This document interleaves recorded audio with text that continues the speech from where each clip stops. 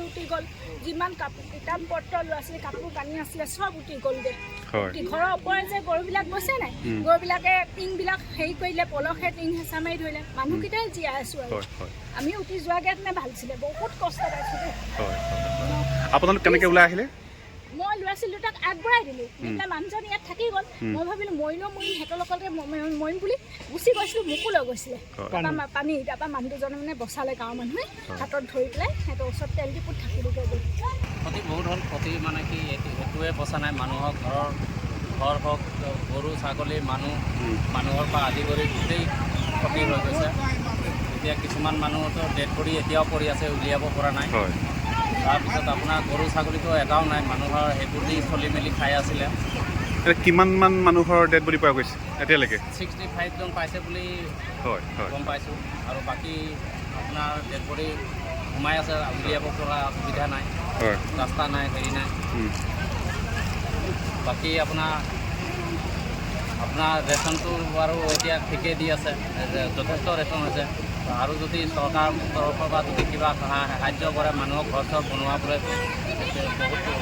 এটা ঘৰৰ ভিতৰত এটা ঘৰ চকুৱাকৈ আপোনাৰ ভাঙি পৰি আছে আৰু এটা ঘৰ আছে যি পকা ঘৰটো আছে বাকী সৰু যিকেইটা বাসৰ বা আছিলে গোটেইখিনি ভাঙি পৰি গ'ল আৰু সিফালৰ আৰু এটা ঘৰ আছে তাৰ মানে এটা ঘৰে বাকী আছে বাকী 3টা ঘৰ ভাঙি পৰি গ'ল গাড়ী ইয়াৰ পৰা উটুৱাই নি পেলাইছিলে ইয়াত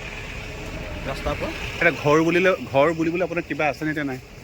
আজি ইয়াত কিমান দিন হ'ল থকা ৰাতিপুৱা আপোনাৰ বৰষুণ দি আছিলে মানুহ ঘৰৰ পৰা ওলাব নোৱাৰা হৈ আছিলে তেনেকুৱাত অলপকৈ পানীত বাঢ়ি আছিলে এইফালৰ নৈ পানী সেইখন নাও লৈ আমি আকৌ গোটেই ৰাতি মানুহ লৈ আহিছোঁ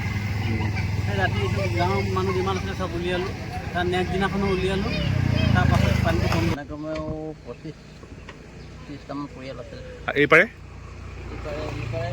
ইমান নাজানে আপুনি হয় এতিয়া ঘৰ দুৱাৰ ভাঙিলে হয় আপোনাৰ ঘৰত কিমান মানে 8:30মান বজাত মানে পানীটো লাহে লাহে ঠেলিলে সোমালে আৰু মানে 9টামান বজাৰ পৰা স্পীড পৰা স্পীড হৈ গৈ আছে তেতিয়া মানে মানুহ মানে কোনো বস্তুৱে সামৰিব নাপালে ইমান স্পীডত উঠিছে ন পানীটো মানে কোনো ভাবিবই নোৱাৰিলে মানে আপোনাৰ গৰু ছাগলী হাঁহ পাৰ উটুৱাই গ'ল নহয় সেইবিলাক ছাগলী গৰু একোৱেই নাই আৰু